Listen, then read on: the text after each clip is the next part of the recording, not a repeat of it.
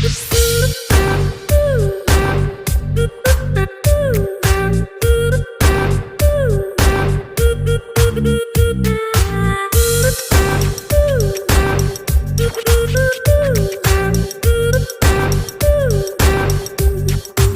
Friends, நான் இன்றைக்கி ரொம்ப டேஸ்டியாக அதே சமயம் ரொம்ப ஈஸியாகவும் செய்யக்கூடிய ஒரு ஈவினிங் ஸ்நாக்ஸ் தாங்க செய்ய போகிறோம். இது வந்து சின்னவங்கலேருந்து பெரியவங்க வரைக்கும் ரொம்ப விரும்பி சாப்பிடுவாங்க.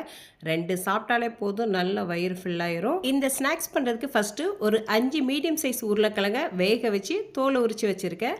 அந்த உருளைக்கிழங்கு பார்த்திங்கன்னா ஒரு அகலமான பாத்திரத்தில் கேரட் துருவில் வச்சு நல்லா துருவி எடுத்துக்கலாம். அப்படி இல்லாட்டி மேஷர் வச்சு நல்லா மேஷ் பண்ணி எடுத்துக்கோங்க.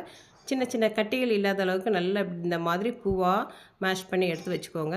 அதுக்கப்புறமா இது கூடவே 5 உருளைக்கிழங்கு எடுத்தனால 5 ஸ்லைஸ் வந்துட்டு ப்ரெட் எடுத்திருக்கேன். இது வந்து sandwich bread, salt bread, sweet bread எடுத்துடாதீங்க, அது லைட்டாக இனிப்பாக இருக்கும். இந்த ப்ரெட்டு தான் நமக்கு கரெக்டாக இருக்கும். 5 ப்ரெட்டையுமே ஓரங்கள் எதுவுமே பிக்காமல் அப்படியே உருளைக்கிழங்கு மேலே பிச்சு பிச்சு போட்டுக்கலாம். இப்போ உருளைக்கிழங்கும் ப்ரெட்டுமே நமக்கு ரெடி ஆகிடுச்சு. இதுக்கப்புறமா மசாலா ரெடி பண்ணணும். அந்த மசாலா நல்ல ஒரு ஃப்ளேவர்ஃபுல்லான மசாலாவாக இருக்கணும்னா 1 ஸ்பூன் இஞ்சி பூண்டு பேஸ்ட் போட்டுக்கோங்க.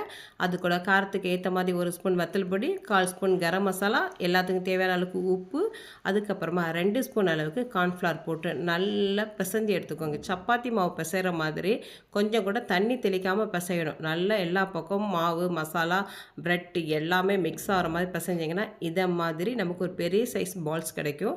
இதில் உப்பு, காரம் எல்லாமே கரெக்டாக இருக்கான்னு ஃபஸ்ட்டு செக் பண்ணி பார்த்துக்கோங்க. அதுக்கப்புறமா சின்ன சின்ன உருண்டைகளாக எடுத்து அப்படி வடை மாதிரி தட்டிக்கோங்க. அதுக்கு நடுவில் தான் நம்ம இப்போ சீஸ் வைக்க போகிறோம். வீட்டில் லேயர் சீஸ் இருந்தது, அதை எடுத்துக்கிட்டேன். உங்ககிட்ட வந்து எந்த மாதிரி சீஸ் இருக்கோ அந்த மாதிரி இருக்கிறது கொஞ்சம் எடுத்துக்கோங்க. மாவு உருண்டையை விட உள்ளே வைக்கிற சீஸ் வந்து பார்த்திங்கன்னா கொஞ்சம் கம்மியாக இருக்கணும், இல்லைன்னா எல்லாம் மெல்ட் ஆகி வெளியில் வந்துடும்.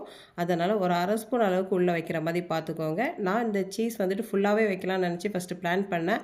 எல்லாம் உருட்டி பார்க்கும்போது மாவை விட பெரிய சைஸாக இருந்தது. இது சரிப்பட்டு வரான்னு சொல்லிட்டு திரும்ப இதிலேருந்து பாதி அளவுக்கு மட்டும் பிச்சுக்கிட்டேன். ஒரு லேயர் சீஸை வந்துட்டு 2 பார்ட்டாக பிரித்து 2 உருண்டைகளுக்கு நடுவில் நான் வச்சுட்டேன். உருளைக்கிழங்கு மசாலாவை சீஸ்க்கு மேலே வந்து நல்லா கவர் ஆகிற மாதிரி நல்லா மூடி உருண்டை பிடிச்சிடணும். அதுக்கு ஃபஸ்ட்டு வந்து நம்ம தட்டுறது வந்து ஃப்ளாட்டாக தட்டும்போது சமமான அளவில் தட்டிடணும்.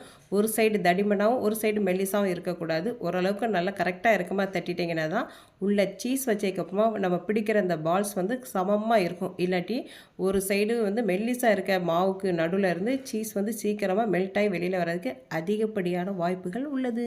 இப்படியே ஒவ்வொரு உருண்டைகளாக உருட்டி தட்டில் ஃபஸ்ட்டு எடுத்து வச்சுக்கலாம். அதுக்கப்புறமா ஒரு அகலமான பாத்திரத்தில் தேவையான அளவுக்கு எண்ணெய் ஊற்றி மிதமான தீயில் நல்லா சூடானதுக்கப்புறமா ஒவ்வொரு உருண்டைகளாக போடுங்க.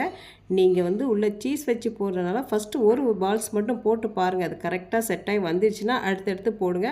எல்லாத்தையும் மொத்தமாக போட்டுட்டு அதுக்கப்புறம் லைட்டாக கிண்டினாலே எல்லாம் பிஞ்சு உள்ள சீஸ் பார்த்திங்கன்னா அப்படியே எண்ணெய் ஃபுல்லாக ஸ்ப்ரெட் ஆகிரும். அதனால் நம்மளோடக்கு வந்து ரொம்ப டென்ஷன் ஆகிரும், நம்ம செஞ்சுருக்க பொருளும் வேஸ்ட் ஆகிரும். அதனால் ஃபஸ்ட்டு ஒன்றை போட்டு எடுத்து பாருங்கள். ஓகே ஆயிடுச்சுன்னா அடுத்தடுத்து அப்படி கூட 2 அப்படி 4 அப்படி சேர்த்து போட்டுக்கோங்க.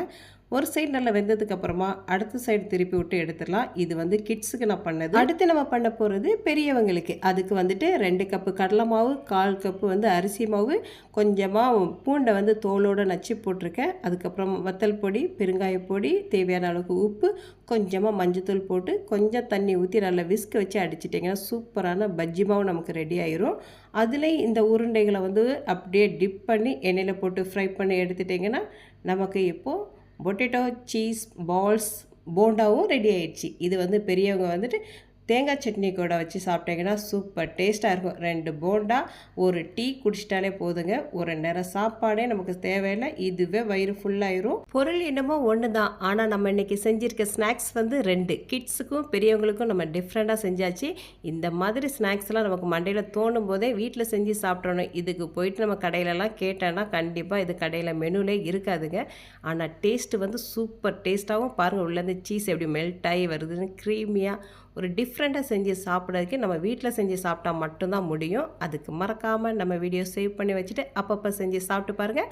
வீடியோ பிடிச்சதா மட்டும் ஒரு லைக் பண்ணுங்கள். அடுத்து ஒரு சூப்பரான வீடியோவில் உங்களை சந்திக்கின்றேன். பாய்.